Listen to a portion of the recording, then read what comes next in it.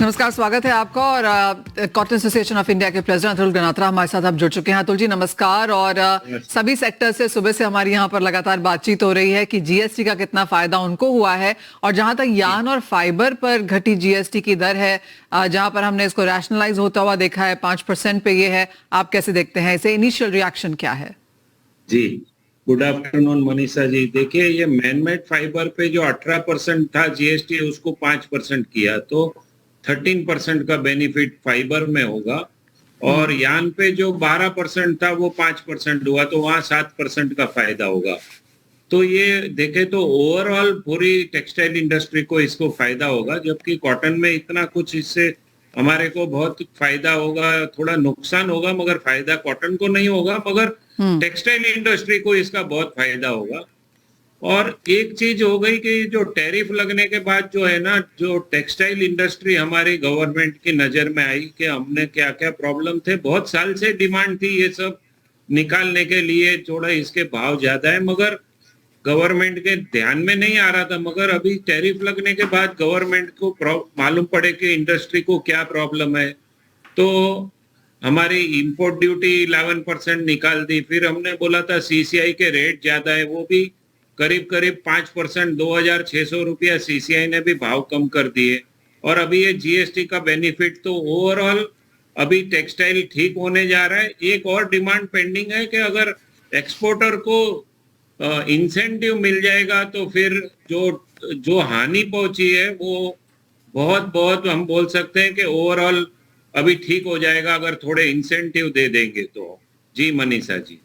well, absolutely, काफी सारी चीजें यहाँ पर टेक्सटाइल इंडस्ट्री के लिए की गई हैं, और जैसे आपने कहा काफी पॉजिटिव है। एक और इंटरेस्टिंग चीज यहाँ पर, जैसे आपने कहा मैनमेड फाइबर को यहाँ पर एक पुश मिलेगा। अगर हम ग्लोबल मार्केट्स देखें तो वहां पर किस तरह से मैनमेड फाइबर का कंट्रीब्यूशन है, और भारतीय बाजारों में इसकी ग्रोथ कैसी देखते हैं आप?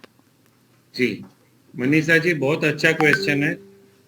वो अगर हम वर्ल्ड ओवर में देखें तो मैनमेड फाइबर का जो कंजम्पशन है मिलों द्वारा, वो 70-30 है। 70% मैनमेड यूज करते हैं वर्ल्ड में, और 30% स्पिनिंग कॉटन का होता है। और हमारे यहाँ इंडिया में जस्ट इसका उल्टा है।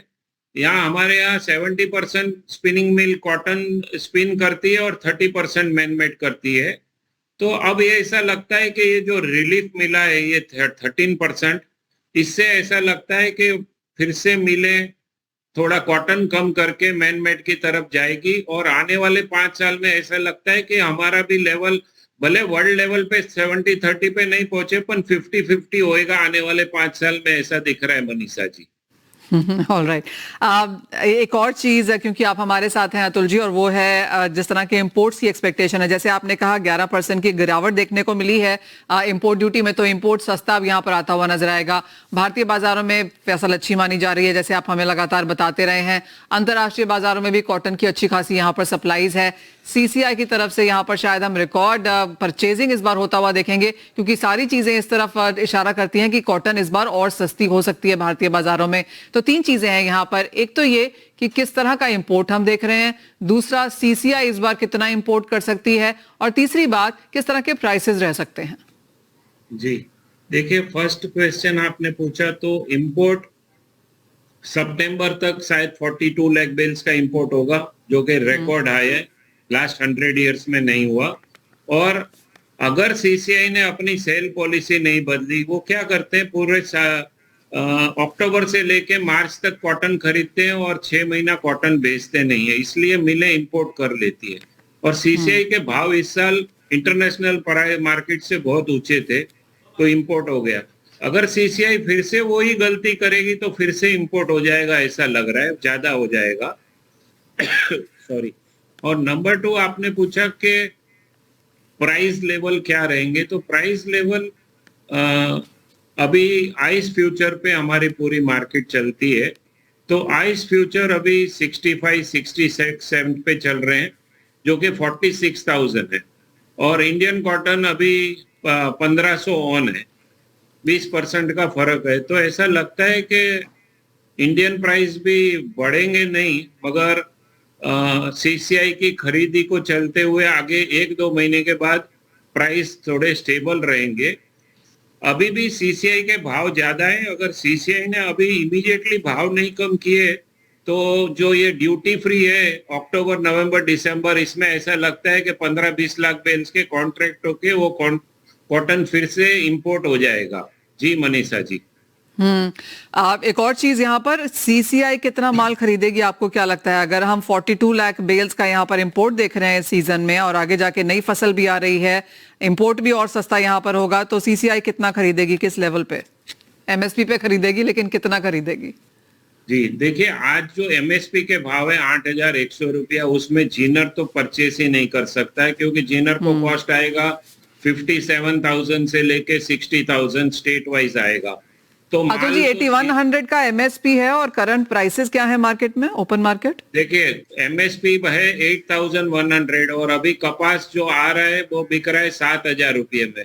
तो एमएसपी 1,000 रुपया ऊपर है। वो देखते हुए ऐसा लगता है कि सीसीआई को मिनिमम 1.5 to 2 करोड़ बेल्स लेना पड़ेगा तो ही मार्केट में फार्मर को फायदा होगा, नहीं तो फार्मर को लॉस हो जाएगा। तो सीसीआई को इस साल 100 लाख बेल परचेज किया, अगले साल डबल करना पड़ेगा। अगर उसमें कहीं कमी रह गई तो भाव इमीडिएटली नीचे आ जाएंगे क्योंकि आइस फ्यूचर 65, 66 एंड 46,000 का भाव है और कॉटलुक इंडेक्स का भाव है 52,000 रुपया।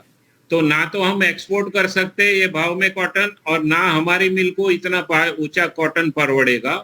तो सीसीआई को ज्यादा माल लेना पड़ेगा और सीसीआई को सेल पॉलिसी भी बदलने पड़ेगी। जैसे माल खरीदेंगे वैसा उसको बेचना पड़ेगा, नहीं तो इंडिया की जो बड़ी मिलें हैं उनको क्वांटिटी में माल चाहिए और एक टाइप का माल चाहिए उनको। अगर माल सीसीआई ने माल गोडाउन में डाल दिया और माल नहीं मिला तो वो फिर से इंपोर्ट कर लेंगे and will see again next year 40-50 lakh bales import coming. Alright, तो क्लियरली एक स्ट्रैटेजी यहाँ पर चेंज करने की जरूरत है क्योंकि जिस लिए सीसीआई यहाँ पर ले रही है वो पूरा वहाँ पर जो प्रोसीजर है, जो उसका रीजन है, वो पूरा होता हुआ ही नजर नहीं आ रहा। बहुत शुक्रिया अतुल गनात्रा जी एज ऑलवेज हमारे साथ जुड़ने के लिए और बहुत इत्मीनान से वो सारा कुछ हमारे व्यूअर्स को समझाने के लिए। वेल इसी के साथ एक ब्रेक का भी समय है।